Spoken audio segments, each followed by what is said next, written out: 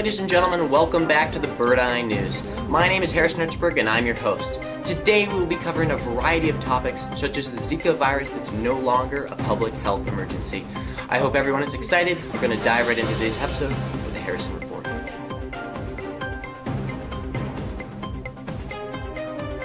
Zika virus was a threat to much of the global population until just recently. What you heard on the news 6 months ago about Zika virus wasn't false, but things have definitely changed in that time. The World Health Organization has deemed Zika no longer a public health emergency of international concern. Back in February, the WHO has said that this could become a serious global threat due to the massive clusters of microphthalate where Zika virus was present. Microphthalate is a rare condition in which a baby has an abnormally small head at birth.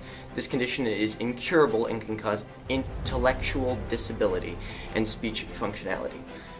Zika virus also causes Guillain-Barré syndrome in adults. GBS is a condition where the person's immune system attacks their own nerves.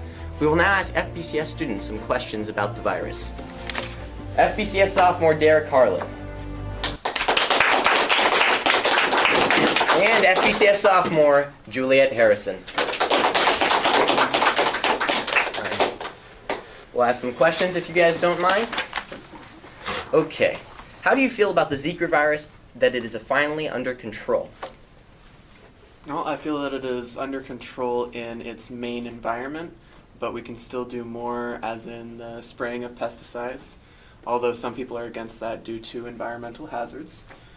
But I'm pretty confident in the efforts that have gone on so far in our local environments of America.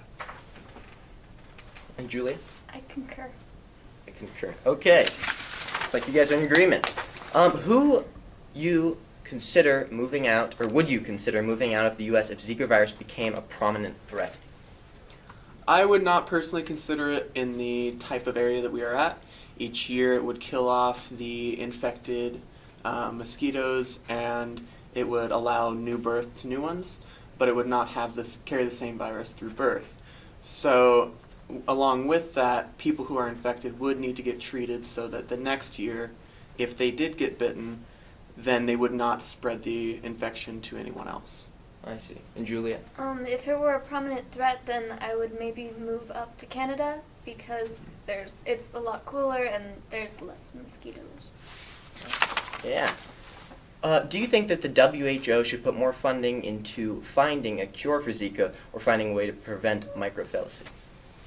Well, along with the WHO's funding, the CDC also has to contribute their own part, so it is a joint effort between the WHO and the CDC. Both of them have done a fair amount to do so far. I think putting a little bit more funding towards an ongoing threat would be useful.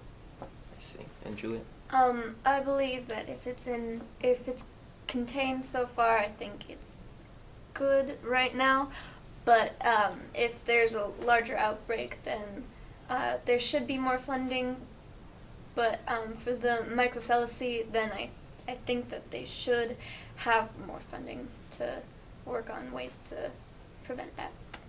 Thank you guys very much. Derek, glad to hear your opinions. Juliet, thank you. We'll be back on the Bird Eye News.